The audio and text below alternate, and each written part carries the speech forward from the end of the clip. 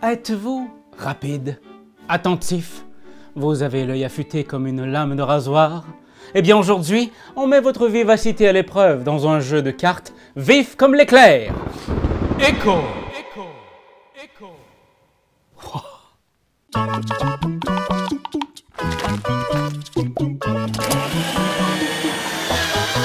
Écho est un jeu de cartes de vitesse et d'observation qui se joue de 2 à 8 joueurs pour des parties d'environ 20 minutes. C'est le type de jeu où l'on doit se débarrasser des cartes qu'on a en main. À la fin de chaque manche de jeu, les joueurs qui ont encore des cartes dans leurs mains vont faire des points. On accumule ces points comme ça, et si à la fin d'une manche, un joueur a accumulé 25 points, ça déclenche la fin de la partie. Alors celui ou celle qui a le moins de points gagne. Puis là, je vais répéter, parce que je pense que c'est important ce que je dis. Le moins de points gagne. OK? Je veux pas entendre personne dire « Oh yes, je viens de faire 20 points en un tour! » C'est pas bon, OK? C'est pas bon!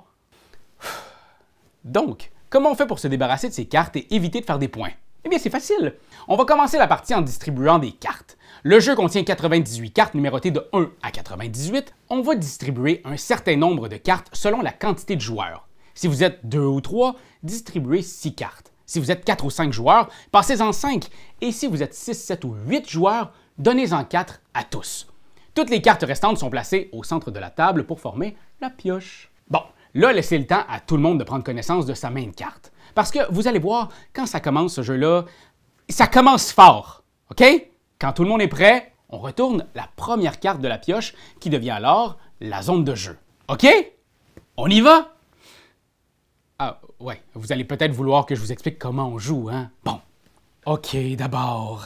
La première carte qui a été retournée à partir de la pioche est toujours considérée comme si elle venait d'être jouée par le joueur qui a distribué les cartes. C'est très important, surtout pour deux règles qu'on va expliquer un peu plus tard. Mais pour l'instant, gardez en tête que si la première carte révélée du paquet est une carte multiple de 11, comme le 22, le 33, le 44, le joueur qui a distribué la carte peut tout de suite jouer une carte de sa main.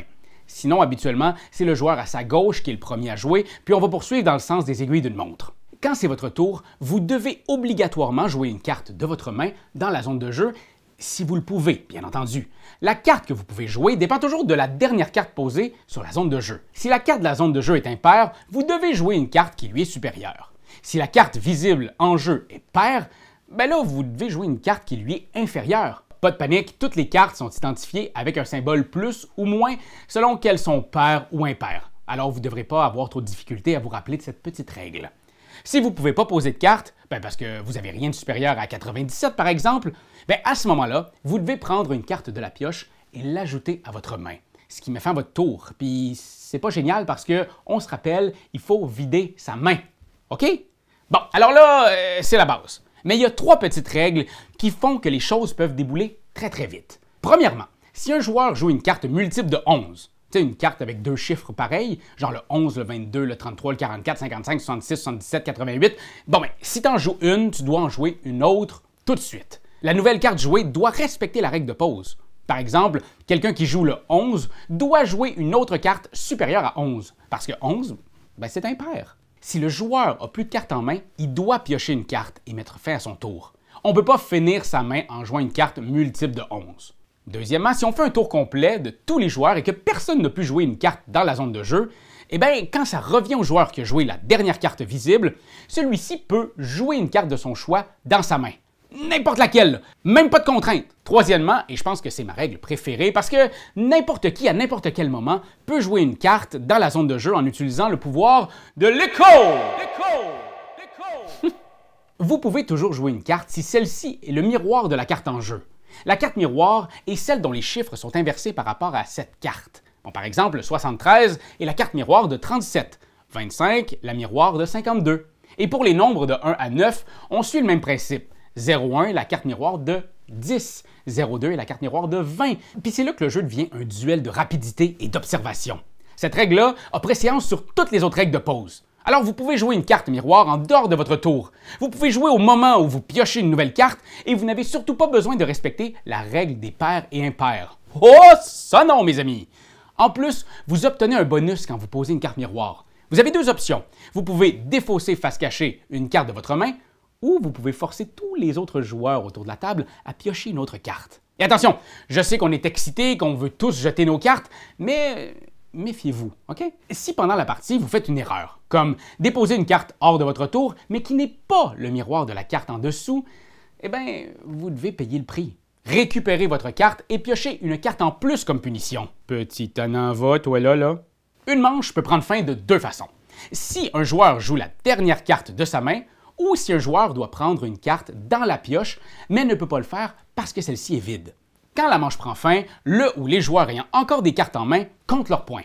1 point par carte encore en main et 2 points par carte multiple de 11 encore en main. Ouf! Alors, jouez-les, les petites cartes doubles, OK?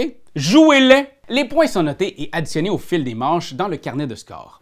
Dès qu'au moins un joueur atteint ou dépasse 25, eh bien la partie s'arrête et le joueur ayant le moins de points est déclaré vainqueur. Echo est un jeu de partie drôle, rapide et excitant. Le plus surprenant, c'est qu'au fil des parties, vous allez découvrir que le jeu renferme toute une dimension tactique. Étant donné qu'on joue sur les cartes précédemment placées par nos adversaires, eh bien, il est possible de choisir des cartes qui limitent les options des autres.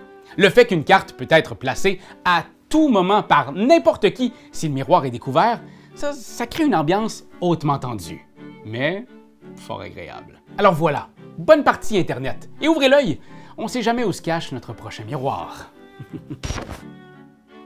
Wow! Ça, c'est assez étonnant, hein? C'est à toi de jouer. Non, c'est à... Oh! Non, cette partie-là.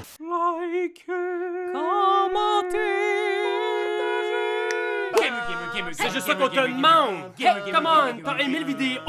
Il y en a plein ici qui pourraient être trop cool! Abonne-toi! Like donc!